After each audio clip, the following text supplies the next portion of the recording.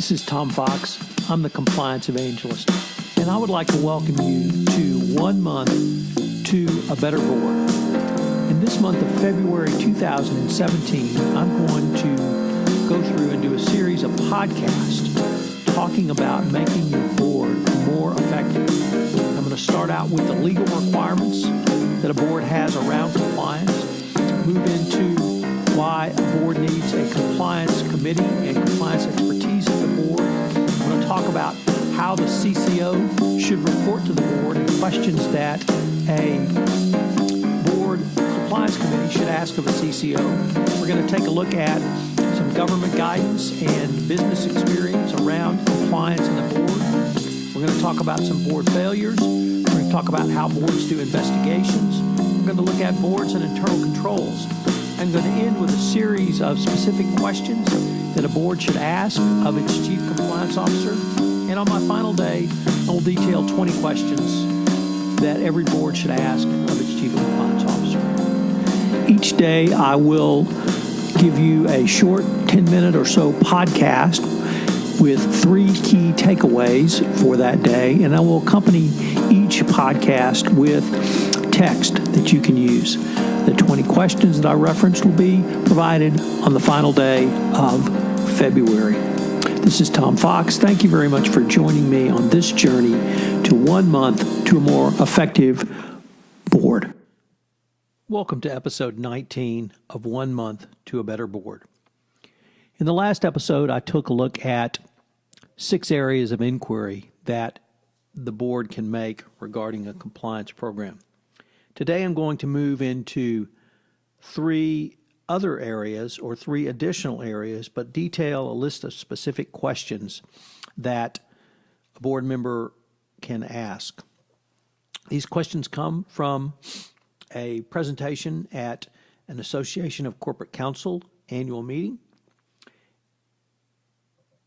featuring Amy Hutchins, who was then the General Counsel and Chief Vice President of Compliance and Ethics at Watermark Risk Management International. She now has her own consulting firm. So the 3 general areas of inquiry are structure, culture, and risk. Structural questions. This area consists of questions which will aid in determining the fundamental sense of a company's overall compliance program. The questions should begin with the basics of the program through to how the compliance program operates in action. Such inquiries allow each board member to communicate the main elements of a compliance program. So what are some of the specific questions, or rather structural questions, a board member should ask? First, who oversees the operation of the compliance program? Next, what is in the code of conduct? Is each board of director aware of the corporate standards and procedures regarding not only the code of conduct, but compliance and ethics? Next, how are complaints being received? Do you have an anonymous hotline? Do you have an anonymous reporting system? Are they via email? Are they phone calls? Are they personal interactions? Next, what corporate resources are being devoted to compliance and ethics program within your organization? This obviously has become much more important after the release of the Department of Justice Evaluation of Corporate Compliance Programs document in February 2017. Specifically, how much money is allocated to the program? How much money, or what was the budget request of the compliance function? Was that budget request honored? If it was not honored in its entirety, what was cut out and why? Next, what types of training are required? And then, as also indicated in the evaluation of corporate compliance programs, how is that training effective? How do you measure that effectiveness? Next, have any compliance failures been detected? If so, how was such detection made? Did it come through internal audit? Did it come through the hotline? Did it come through routine monitoring? What was the manner of such detection? If a company's compliance program is less mature, what are the charter compliance documents, and has the board reviewed those? If a company's compliance program is more mature, what is the role of the general counsel vis-a-vis the chief compliance officer? And who does the chief compliance officer report to? Next are cultural questions. This area of inquiry should focus on the culture of an organization regarding compliance. Board members should have an understanding of what message is being communicated, not only from senior management to middle management, but from middle management down to the lowest levels of the organization. A board needs to understand what message is being heard at the lowest levels within the company. So what are some culture questions you can ask? First, when did the company last conduct a survey to measure the corporate culture of the compliance and ethics within your organization? Next, is it time for the company to resurvey to measure the corporate culture of compliance? Certainly, if you've not done a full survey within 3 years or even 2 years, you should consider a resurvey.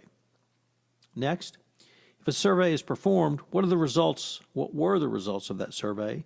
Were any deficiencies demonstrated?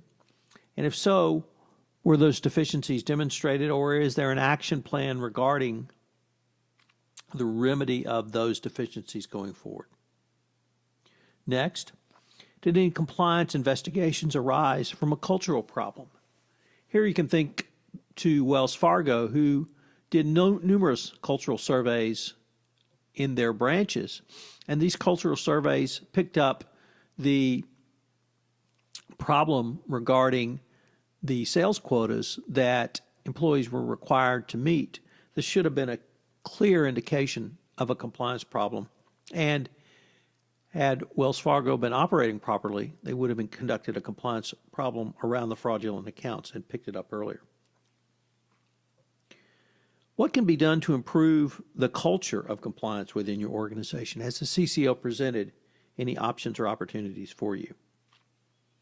Next, if your company is engaged in mergers and acquisitions, were they analyzed from a compliance cultural perspective? And then, of course, if there are any M&A deals on the horizon, have they been reviewed from the compliance perspective? And the third and final area of inquiry is that of risk. So the question a board member needs to know is what process is being used to identify emerging risks. Such a risk analysis should be broader than simply a compliance risk assessment and should be tied to other matters such as business continuity, planning, and crisis response. The board of directors needs to use their expertise to ask the right questions around risk. So what are some of the specific questions that a board should be asking? Number one, what is the risk assessment process? Next, how effective is the risk assessment process? Is it stale? Who is involved in the risk assessment process? Did the risk assessment process take into account any new legal or compliance best practices developments, or did it simply look at the compliance risk within the company? Was it broader than simply your organization, meaning did you take a look at best practices within your industry? Are there any new operations which pose substantial compliance risks for the company? This could be a new product offering. It could be a new service offering.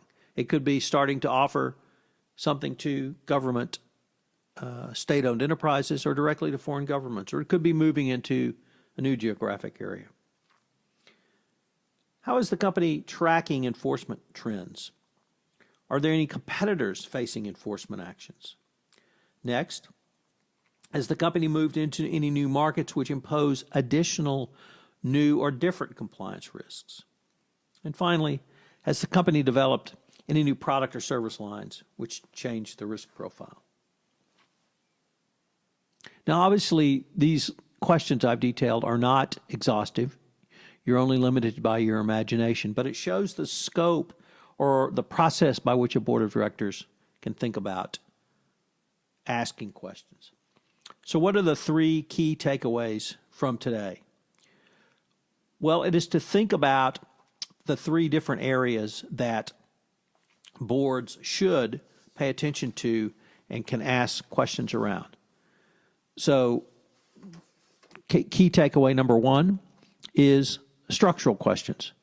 This area consists of questions which will aid in determining the fundamental sense of a company's overall compliance program. Key takeaway number two, cultural questions. These questions will allow an understanding of what message is being communicated, not only from senior management, but also from middle management down to the lowest levels of the organization. And number three, what are the risk areas? Questions around risk areas. You need to have a robust management program based upon your risk assessment, but the board needs to ask and use their expertise to ask areas around risk assessment, risk questions, and tie it to other areas of the company, such as business continuity planning and crisis response plans.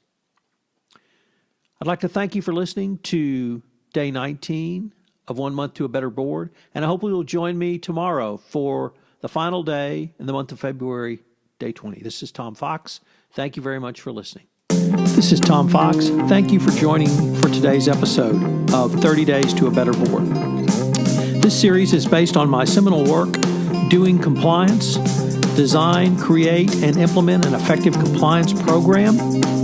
It's available from Compliance Week, and you can check it out on their website, complianceweek.com. I hope you will join me tomorrow for another episode.